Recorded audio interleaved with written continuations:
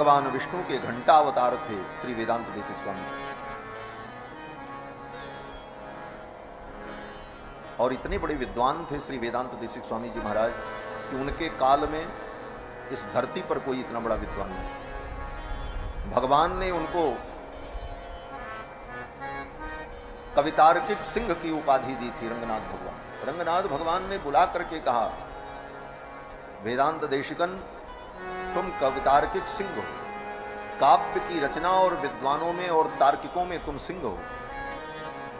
लेकिन भगवान से ज्यादा करुणामयी श्री किशोरी जी।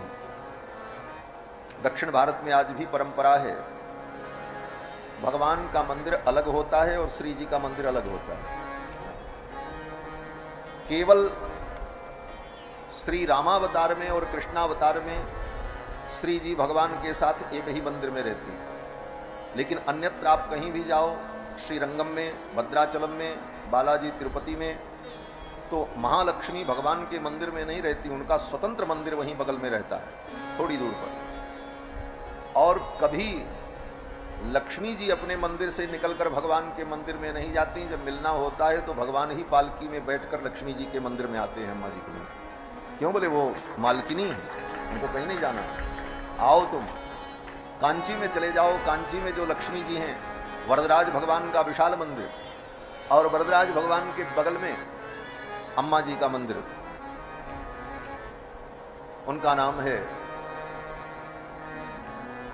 पेरुन देवी, बड़ा विशाल मंदिर है। तो अम्मा जी का मंदिर जो होता है वो अलग होता है। तो वेदांत देशिक स्वामी जी भगवान को साष्टांग प्रणाम करने गए तो भगवान ने कहा, आचार्य चरण आप कवितार्किक सिंह हैं, ये उपाधि भगवान ने दी। पुजारियों ने माला पहनाई, बहुमान किया भगवान की तरफ से। फिर जब अम्मा जी के मंदिर में साष्टांग करने गए तो अम्मा जी ने पूछा, महालक्ष्मी ने पूछा, भगवान ने क्या उपाधि तुमको दी? तो वेदांत देशिक स्वामी जी ने कहा, भगवान ने मुझे कवितार्किक सिंह की उपाधि दी। अम्मा जी ने कहा, तब कुछ नहीं दिया, हम अब उपाधि देते हैं। महालक्ष्मी ने कहा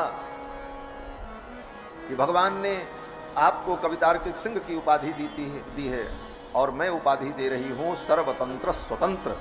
ये उपाधि महालक्ष्मी ने वेदांत देशिक स्वामी जी को दिया। सर्वतंत्र स्वतंत्र माने समस्त तंत्र माने शास्त्रों में तुम स्वतंत्र हो, समस्त शास्त्रों में तुम्हारी गति स्वतंत्र रूप से अव्याहत गति से होगी। ये आशीर्वाद भगवती महालक्ष्मी ने वेदांत देशिकन को दिया। ऐसे विद्वान थे महाराज। उनके काल में जितने भारत में विरुद्ध मत थे सब परास्त हो चुके थे।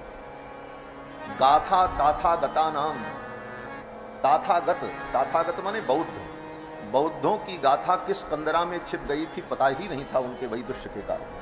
गाथा ताथागता नाम गलत गमनिका कापिली क्वापिलीना, कपिल का सिद्धांत, क्षीणा काणाद वाणी, कणाद का न्याय सिद्धांत, ये सब कुछ उनके मत सिद्धांत के सामने फीका पड़ गया। ऐसे महाविद्वान थे। उन्होंने बहुत सारे ग्रंथ लिखे हैं। उनका एक ग्रंथ है यादवाभ्युदय। उस ग्रंथ में भगवान की अतिमानुष लीला का चिंतन करते हुए आचार्य चरण कहते हैं, इस प्रसंग में जो प्रसंग अभी चल रहा है, इतनी बड़ी भूमिका तो इस बात को बताने के लिए कहनी पड़ेगी। आचार्य चरण कहते हैं, भगवान का अतिमानुष चरित्र देखो। अकृत से तुमना कलित प्लवाम,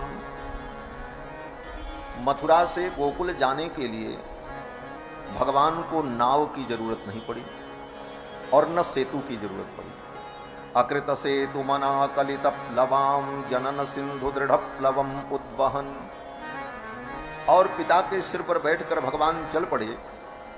रवि सुताम अतिलंघ्य, रवि सुता सूर्य की बेटी जो जमुना है उनको लांघ करके रमापति सपति घोष समीपमुपानयत, रमापति भगवान नारायण को वसुदेव जी ने ले जाकर के घोष समीपमुपानयत, एक झोपड़ी में नंद बाबा के कुटीर में ले जाकर के गोविंद को रख दिया।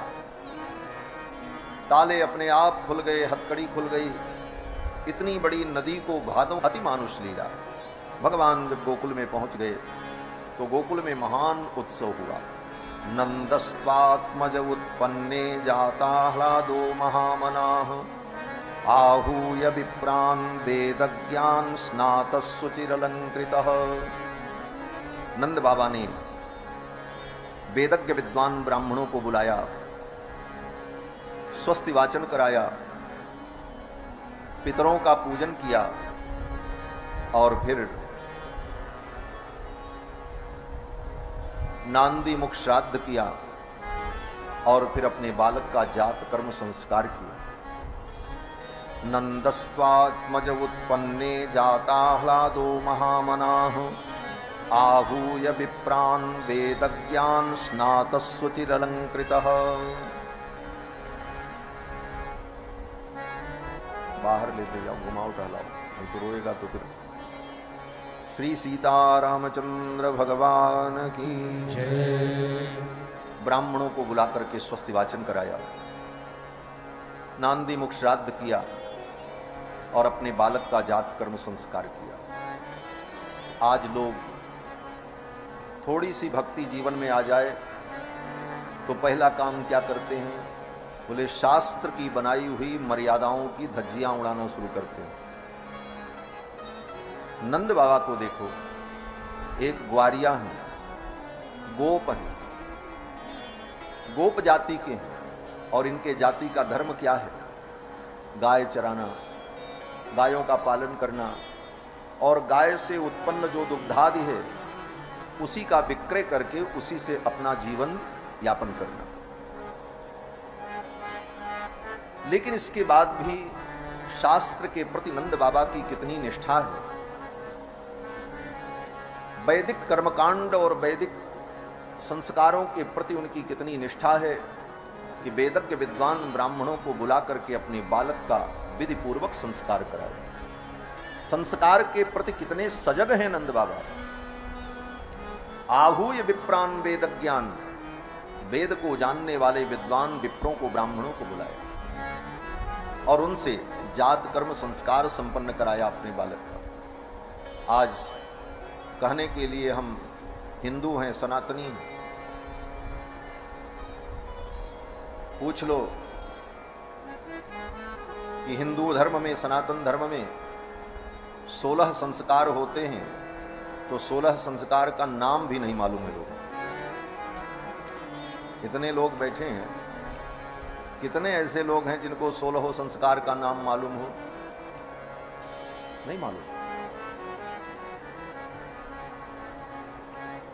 और कितने संस्कार हुए जीवन में? बोले उसका तो नाम मत लो, एक भी संस्कार नहीं। इसी कारण हम संस्कारहीन होते चले जा रहे हैं। नंद बाबा संस्कार के प्रति कितने सजग हैं। बालक का जन्म हुआ, तुरंत विप्रों को बुला करके जात कर्म करवाया। जैसे अयोध्या में रघुनाथ जी प्रकट हुए तो गुरुदेव वशिष्ठ को बुला करके दशरथ जी ने बालकों का जात कर्म संस्कार कराया। नांदी मुख सराध करी जात कर्म सब कीन, जात कर्मादि संस्कार किया। तो नंद बाबा ने भी संस्कार संपन्न किया और फिर कारयामास विधिवत, और विधिवत